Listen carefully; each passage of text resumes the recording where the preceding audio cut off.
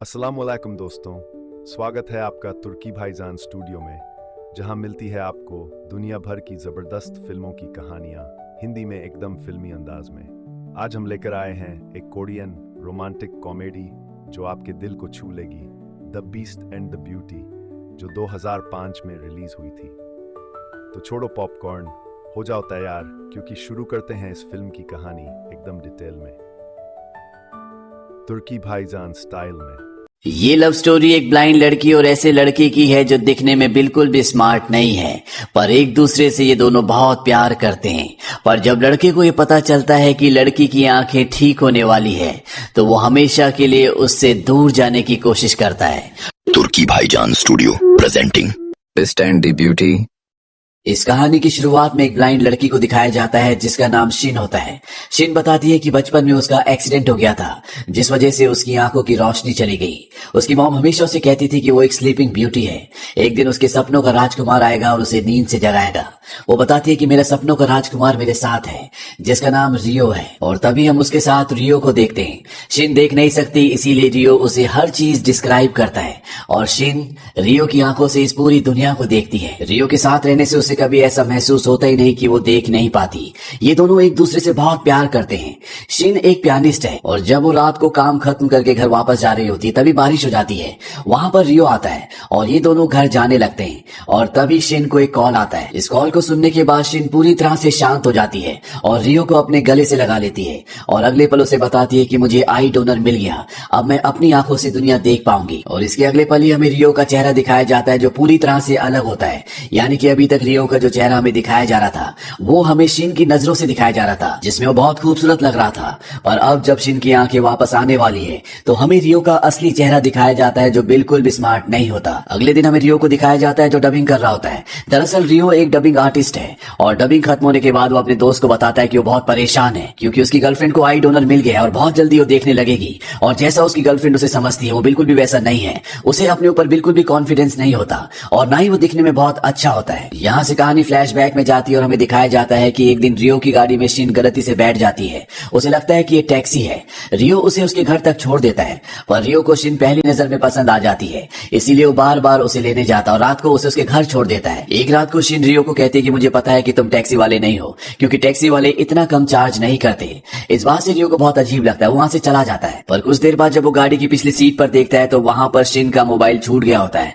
वो उसका मोबाइल उसे वापस घर देने के लिए जाता है, और जब ये दोनों बात कर रहे होते हैं, तभी रियो देखता है कि शिन के शू लेसिस खुले हुए हैं। उसके शू लेसिस बांधना शुरू कर देता है। शिन को ये लम्हा उसकी केयर करना बहुत अच्छा लगता है। अब शिन उसके चेहरे पर हाथ लगाकर महसूस करने की कोशिश करती है कि वो कैसा दिखता है, पर रियो उसे ऐसा नहीं करने देता, क्योंकि उसे अपने ऊपर, अपनी स्मार्टनेस के ऊपर बिल्कुल भी कॉन्फिडेंस नहीं है। वो कहता है कि मैं अपने फीचर्स तुम्हें डिस्क्राइब करूंगा, और वो अपने एक दोस्त के, जो दिखने में बहुत गुड लुकिंग होता है, उसके फीचर्स उसे डिस्क्राइब कर देता है। इसीलिए शिन के मन में रियो की एक अलग छवि होती है।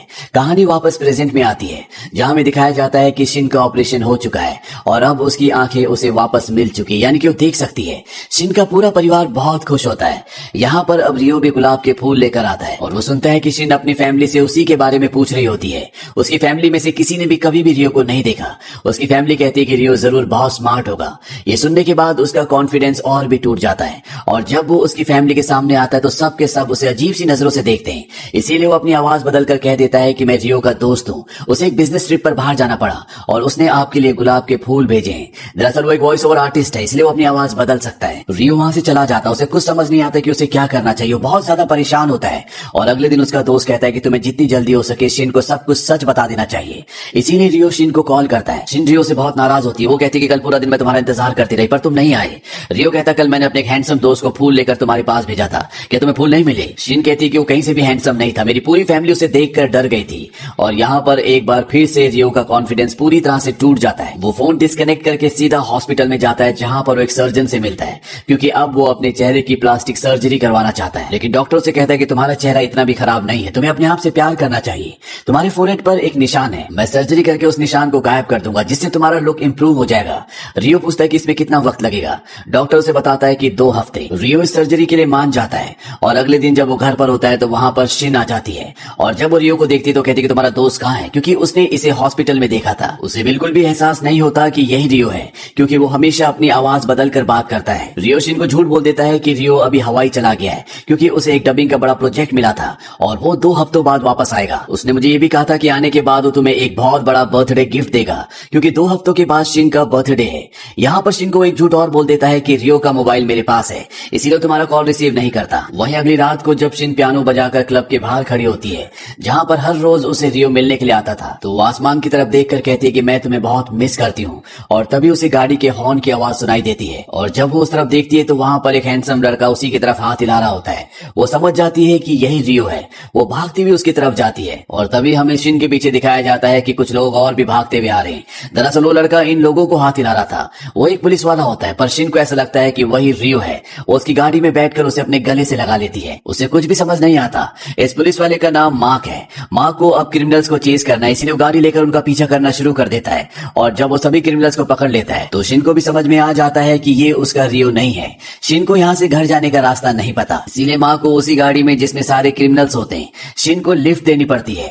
और जब एक घर की तरफ जा रहे होते हैं तो शिन का जो बर्ताव क्रिमिनल के साथ होता है बहुत ही मासूम होता है, जिससे माँ कहीं ना कहीं इम्प्रेस्ड हो जाता है। और जब वो उसे घर के बाहर छोड़ता है तो वो देखता है कि उसके शू लेसेस खुले हुए। माँ उसके शू लेसेस बांधने लगता है। ये देखकर उसे रियो की याद आ जाती है, क्योंकि रियो हमेशा उसके शू लेसेस बांधा करता था। पर अगले पल शिन को एहसास हो जाता है कि ये उसका रियो नहीं है और वो घर के अंदर चली जाती है। वहीं अब रियो के फोरहेड पे जो मार्क था उसकी सर्जरी हो चुकी है, लेकिन डॉक्टर के एक्सप्रेशन से साफ साफ पता चलता है कि उनसे कोई गलती हो गई, इसीलिए उसके सिर पर बैंडेज लगाकर उसे घर भेज देते हैं। वहीं दूसरी तरफ उसी पुलिस वाले को दिखाया जाता है जिसका नाम मार्क है। वो शिन के घर के बाहर जाता है और जबरदस्ती उसका हाथ पकड़कर उसे गाड़ी में बिठा देता है और गाड़ी लेकर वहां से निकल जाता है।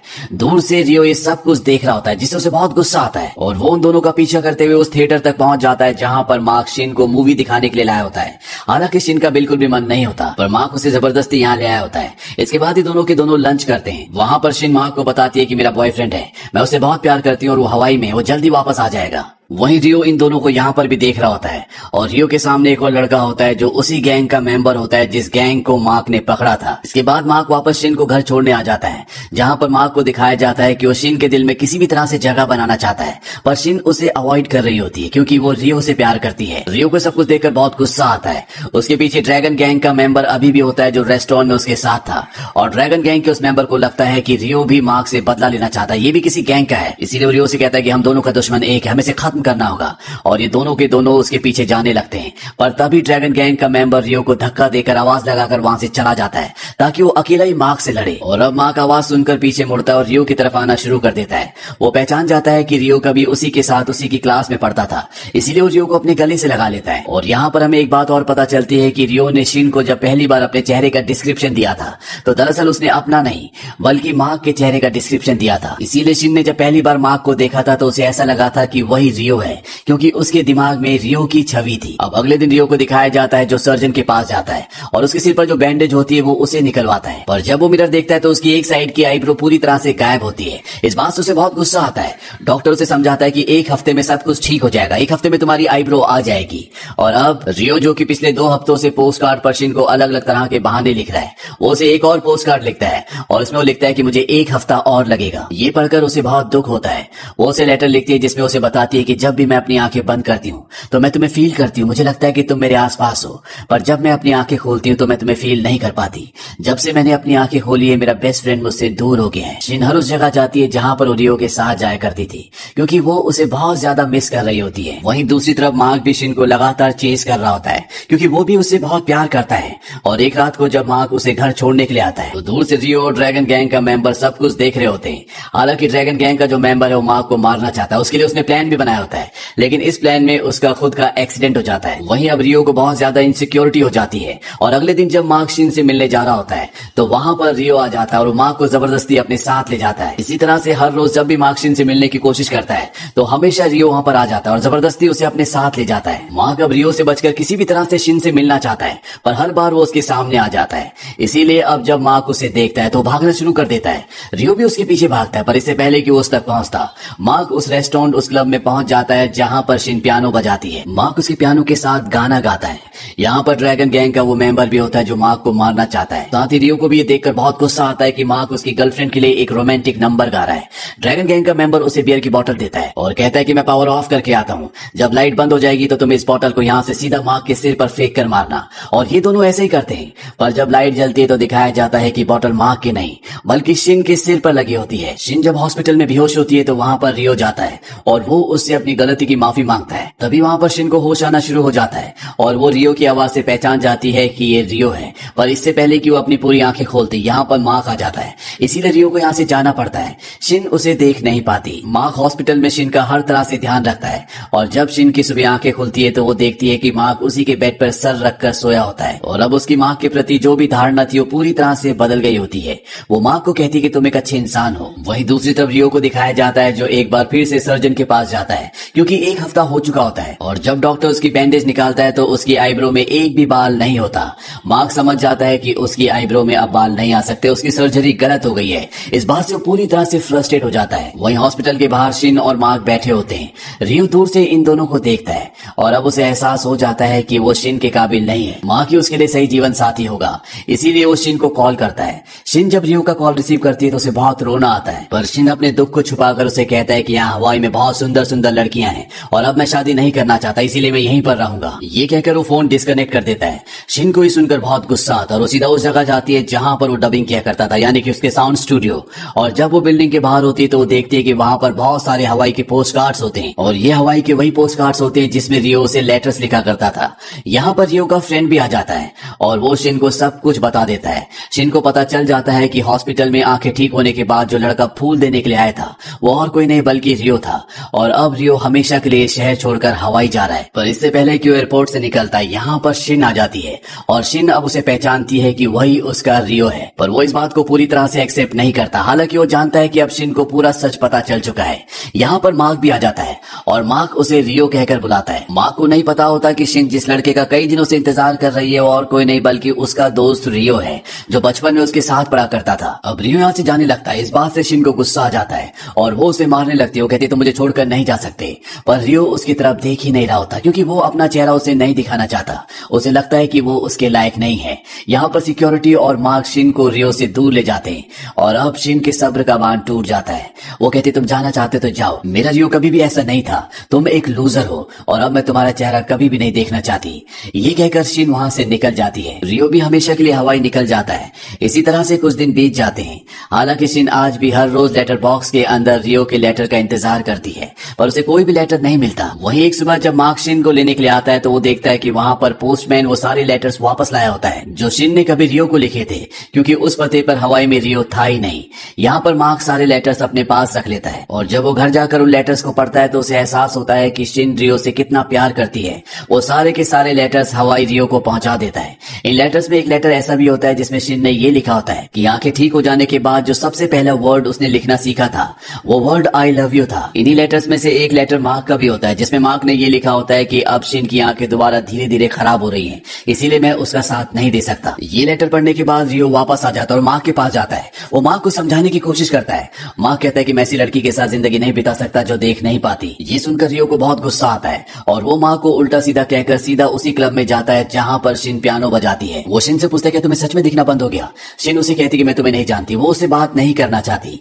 यहाँ पर मार्क भी होता है जो शिन को देखकर हाथ हिला रहा होता है, स्माइल कर रहा होता है, यानी कि पूरा का पूरा मार्क का प्लान था। रियो शिन से बहुत माफी मांगता है। वो कहता है कि अब मैं दोबारा फिर कभी ऐसा नहीं करूंगा। मुझे लगा था कि मैं दिखने में बिल्कुल बदसूरत हूँ, इसलिए मैं तुम्हें छोड़कर चला गया था। शिन उसे कहती कि अगर मेरी आंखें दोबारा वापस आ गई तो फिर तुम मुझे छोड़कर चले जाओगे। रियो कहता है कि ऐसा कभी नहीं होगा और तभी वो उसके फोरहेड पर जो मार्क होता है उस पर हाथ लगाती है। रियो समझ जाता है कि शिन की आंखें अभी भी ठीक है। ये जानकर रियो एक बार फिर से घबरा जाता है, पर शिन उसे अपने गले से लगा लेती है। वो कहती है कि मैंने तुम्हें बहुत मिस किया। तुम्हें क्या लगता है कि मैं क्यों चाहती थी कि मेरी आंखें आए? क्योंकि मैं तुम्हें देखना चाहती थी कि तुम कैसे चलते हो, कैसे बात करते हो, कैसे हंसते हो। तुम मेरे सबसे प्यारे बीस्ट हो। और इसके बाद वो उसे किस करती है और इस तरह से इनकी एक प्यारी सी छोटी सी प्रेम कहानी का एक सुखद अंत हो जाता है। इन दोनों की जिंदगी में एक दूसरे का साथ, एक दूसरे का एहसास ही सब कुछ है। बाहरी सुंदरता या किसी की कमी से इन दोनों को कोई फर्क नहीं पड़ता। तो ये थी पूरी कहानी the beast and the beauty की। ये मूवी ईयर 2005 में रिलीज हुई थी। IMDb पर इसकी रेटिंग है 6.6। उम्मीद करते हैं कि प्यारी सी लव स्टोरी आपको पसंद आई होगी। है।